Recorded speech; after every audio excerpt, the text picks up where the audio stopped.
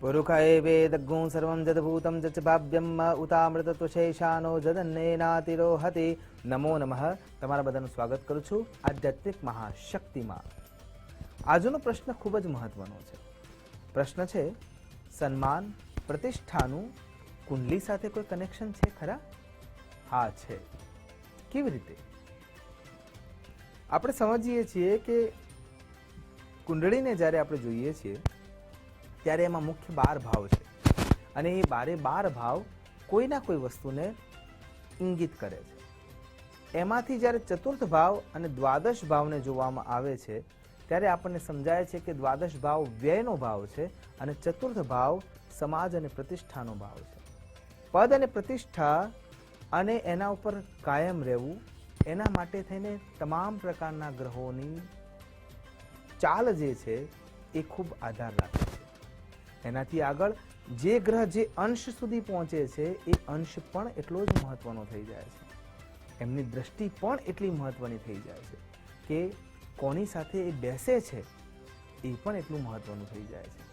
એ રીતે જ્યારે વિચાર કરીએ ત્યારે 9 પ્રકારના ગ્રહો અને એમાંથી મુખ્ય 7 ગ્રહો આપણા કુંડલીમાં જે જગ્યાએ બેસે છે અને એમાં પણ જ્યારે ગોચરમાં ફરતા ફરતા ચતુર્થ ભાવ અથવા દ્વાદશ ભાવ સુધી પહોંચે છે ત્યારે એ પ્રતિષ્ઠાની સ્થિતિ બદલાતી જાય છે।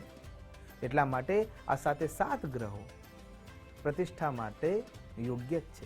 જેમ કે સવિતા સૂર્યનારાયણની જો ચર્ચા કરીએ અને એ ચતુર્થ ભાવમાં પહોંચે છે તો એ વખતે વ્યક્તિમાં એવા વિચાર આવવાની શરૂઆત કરશે કે હવે હું નિયમિત થવા લાગુ, હવે મારે મારા કાર્યને વધુ ચોક્કસ કરવું જોઈએ। કેમ કે સવિતા સૂર્યનારાયણ પોતાના રૂટીન પ્રમાણે દરરોજની ક્રિયામાં સંપૂર્ણ નિયમિત છે। એટલે પદ અને પ્રતિષ્ઠા માટે નિયમિતતા જરૂરી છે, સુયોગ્યતા જરૂરી છે, ચોકસાઈ જરૂરી છે। તો એ સમયે જે સૂર્યનારાયણની ઉપાસના થઈ રહી છે એ તમને મદદ કરી શકે છે। એટલે ચતુર્થ ભાવમાં સૂર્યનારાયણ જો પ્રબળ સ્થિતિમાં છે તો વ્યક્તિ સમાજમાં પ્રતિષ્ઠાને પ્રાપ્ત કરી શકે છે। એ જ રીતે ચતુર્થ ભાવ અથવા વ્યય સ્થાનમાં જ્યારે ચંદ્ર મહારાજ પહોંચે છે ત્યારે ચંદ્ર મહારાજ મનના કારક છે અને મનના કારક હોવાના કારણે એ ખાલી તમારી નીતિને બદલવા માટે થઈને નિર્ણયો બદલાવે છે અને જેવા તમારા નિર્ણયો બદલાશે એટલે પરિણામ બદલાશે અને પરિણામ બદલાવાની સાથે જ કાં તો એ સારું હોઈ શકે કાં તો એ ખરાબ હોઈ શકે। એટલે પદ તમે મેળવી તો લીધું છે પણ એમાં સ્થિર રહી શકશો કે નહીં એ હાથ ચંદ્ર મહારાજના જોડે રહેલો છે। એટલા માટે ચંદ્ર મહારાજની ઉપાસના આપણે કરતા હોઈએ છીએ।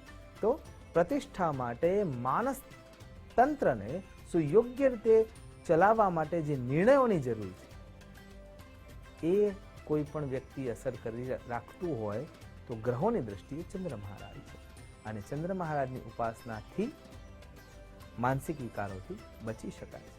એ રીતે વિચાર કરીએ તો મંગળ દેવતા એમાં શક્તિ છે, ઓજ છે, તાકાત છે, સાહસ છે।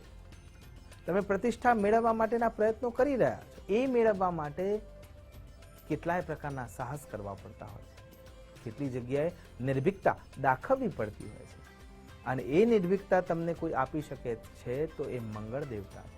આપણે પ્રતિષ્ઠા તો મેળવી જ શકીશું પણ એની સાથે સાથે એને ટકાવી પણ શકીશું। કેમ કે તમારા શત્રુઓ તમારાથી દૂર રહેશે, તમારા હિત શત્રુઓ તમારા નજીક આવતા પણ અટકશે। કેમ કે એમને ખબર છે કે આ મંગળદેવની ઉર્જાથી આ વ્યક્તિ લાલાયિતતા તરફ જઈ રહ્યો અને એ ઓરાથી જ તમારા શત્રુઓ દૂર રહી શકે છે। તો આ જે ક્રિયા છે એ મંગળદેવ તરફથી આપણને મળતી હોય છે। બુધ વાણીના દેવ છે એટલે ઉચ્ચ આસન પર બેસવાની વ્યવસ્થા થઈ ગઈ પણ બેઠા પછી તમે તમારી વાણીના ઉપયોગથી કાં તો એને સારી રીતે ટકાવી શકો કાં તો એને નિષ્ફળ કરી શકો। એ સમયે જો ચતુર્થ ભાવમાં બુધ છે તો એ તમને લાભ આપી શકે। સૂર્યનારાયણ સાથે બેઠા છે તો વેપારી યોગ થઈ રહ્યો છે એટલે તમારા વેપાર વાણિજ્યમાં તમે વૃદ્ધિ કરી શકવાના છે।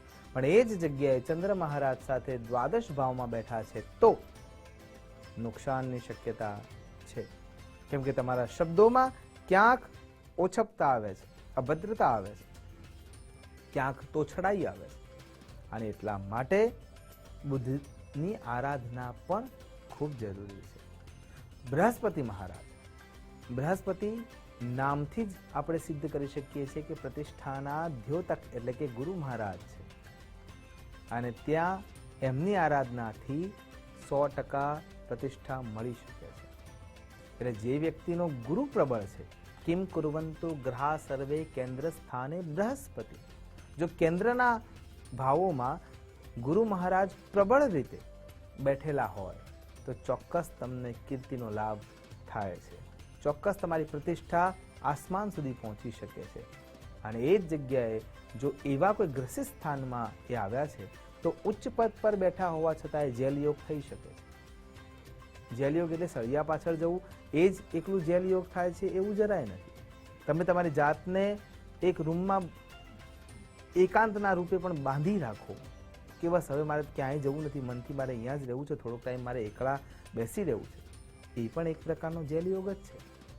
અને ત્યાં તમે જે બેસી રહો છો એના પાછળનું જો કોઈ કારણ હોય તો એ કારણ છે બૃહસ્પતિ મહારાજ.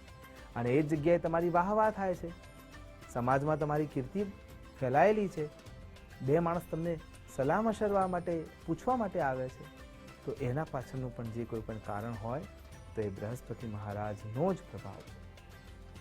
પછી જો વિચાર કરીએ તો શુક્ર મહારાજ, શુક્ર મહારાજ એટલે લેવિસનેસ. બંને પક્ષે એ સારી પણ છે અને ખરાબ પણ છે. જ્યારે એમની સ્થિતિ પ્રબળ હોય છે ત્યારે વ્યક્તિ ઉચ્ચતમ શિખરની ભૌતિક સુખાકારી ભોગવે છે, તમામ પ્રકારની સુખ સુવિધા એના આજુબાજુમાં જોવા મળે છે. પણ જ્યારે એ ગ્રસિત થાય છે ત્યારે એ જે સુખ સુવિધા ભોગવી છે, મેળવી છે, એ તમારા માટે નકામી બનવા લાગે છે. ત્યારબાદ આવે છે શનિ મહારાજ, અને શનિ મહારાજની સ્થિતિ ન્યાયની છે, નીતિની છે.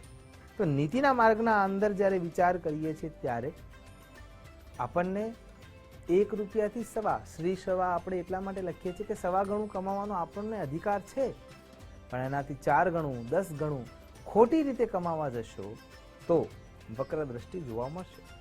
સુવર્ણમાં કલિયુગનો વાસ છે, પણ નીતિથી કમાયેલા સુવર્ણમાં ક્યારેય કલિયુગનો વાસ હોતો નથી. અનીતિથી કમાયેલા સુવર્ણમાં જ કલિયુગનો વાસ હોય છે, અને ત્યાં શનિ મહારાજની વક્રતા જોવા મળશે. કેમ કે તમે કાર્યમાં ખોટા છો, તમારી પ્રવૃત્તિમાં ખોટા છો, અને એટલા માટે એની અસર થશે. અને ચતુર્થ ભાવમાં આવશે કે દ્વાદશ ભાવમાં આવશે તો પણ તમારી કીર્તિ ખંડિત થઈ શકે. એટલા માટે તમે વિચાર કરો કે એક ઉચ્ચસ્થ શિખરસ્થ શિરસ્થ પદ પર બેઠ્યા પછી પણ માણસ એવા પગલાં લઈ લે છે કે જે એને નિંદનીય અવસ્થામાં મૂકી દે છે. તો આ બધા પાછળ એટલે કે પદ પ્રતિષ્ઠાની દ્રષ્ટિએ જ્યારે કુંડલીને આપણે સાથે રાખીને જઈએ છીએ ત્યારે આ ચતુર્થ ભાવ અને દ્વાદશ ભાવ બંનેની દ્રષ્ટિ જ્યારે ગણવામાં આવે તો એના આધારે ગ્રહોની દ્રષ્ટિના આધારે આપણે ચોક્કસ તારણ કાઢી શકીએ છીએ કે હવે આગળ અથવા એમની સ્થિતિ શું હશે. આશા કરું છું નવે નવ ગ્રહો આપણને સુયોગ્ય રીતે માનસતંત્રને સિદ્ધ કરાવવામાં મદદ કરે, આપણી પદ પ્રતિષ્ઠાને સાચવવામાં મદદ કરે, અને આપણાથી થતા ઉત્તમ કાર્યો દ્વારા આપણા ઉપર એમની કૃપા બની રહે, એ જ અભ્યર્થના સાથે નમસ્કાર. અસ્તુ સદા શિવોહમ. નમો નમઃ.